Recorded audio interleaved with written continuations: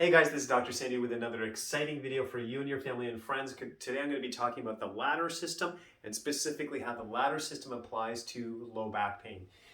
So what the heck is the ladder system? So I'll explain this. So a lot of times when people start care with us in our clinic, while we are working on the spine, working on realigning it, making it stronger and healthier, there's a lot of questions and it depends on the person, the situation, like while they're going through that healing process, what are other things they can do to support that? So I'm going to kind of go over something I've kind of thought of called the ladder system and walk you through that. So level one with the ladder system, so let's say that's the first rung in the ladder, this would be someone who is in ideal health. So their spine is strong through regular chiropractic care, so they're being proactive, they're maintaining it, they are exercising, doing the proper exercises, they are stretching on a regular basis, nutrition is top notch, they're probably praying, meditating, doing something mindful because they know they need to keep their stress levels down. Otherwise, there will be tension in the body leading to low back issues. But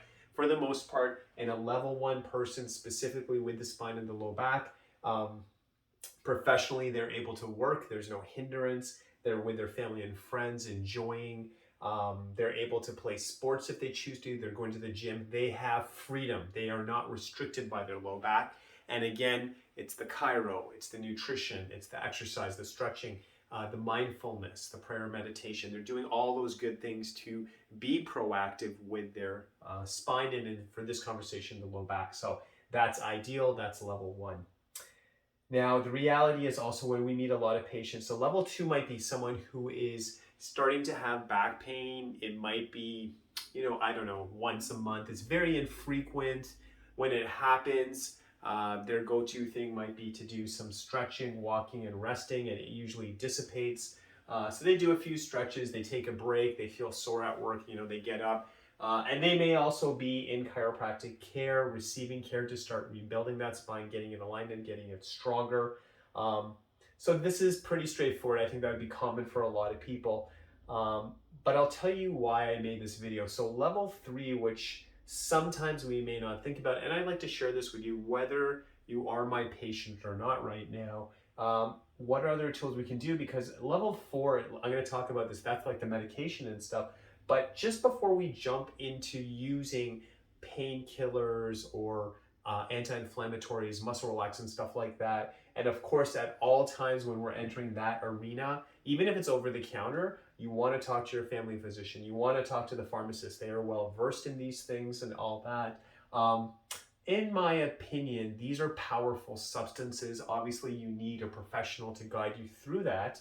But before we jump to that, and yes, that may be needed, what I would also recommend is maybe looking at things like a hot compress, cold compress, maybe certain gels and creams. Just doing other things to say, you know what, we're going up that ladder, it's getting more severe. So what is the general rule? The hot pack would be if the pain is generally stiff. The cold would be if it's a sharp lancing pain, then we might need that cold while we're getting chiropractic or not, regardless, maybe something just to help ease that pain and situation. There's gels and creams on the product. There's gels and creams obviously available for purchase.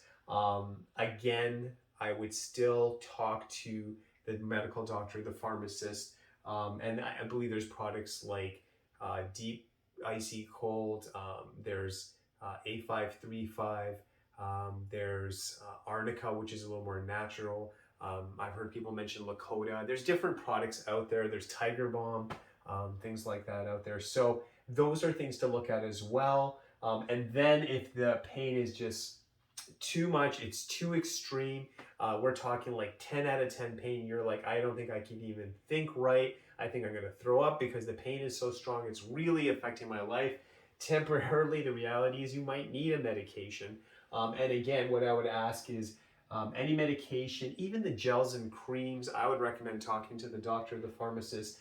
But really, let's go back from a chiropractic perspective. If we are regularly taking care of the spine through chiropractic, managing it with an amazing lifestyle, the chance of ending up in that situation should be less and less.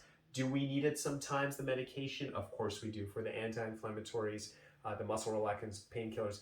I get it if it's out of control and temporarily we need those things. What we should always be mindful of, and why you're going to work with your MD or a pharmacist, these health professionals, is because of side effects. So we have to be mindful. If you are diabetic, if you're on certain medications, are these other medications, these painkillers, okay to take with what you're taking?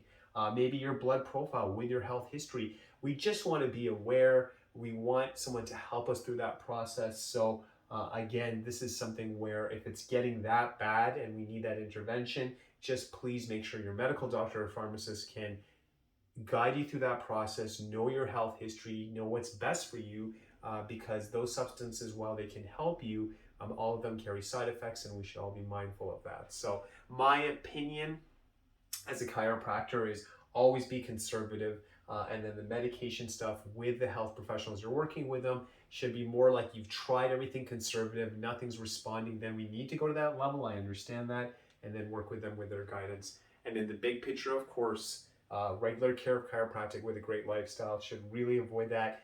Chiropractic is about freedom, so you can have the best life possible. So I hope that video really helps. Wishing you that you are strong, you are healthy, that you're making your health a priority so you can get the most out of life for you, your family and friends, the people you work with, so you can always have the best life possible. Thanks so much for watching. I really hope you got value out of the video. If you do, please like, share, and subscribe, and I will see you again next week. Thank you so much. God bless.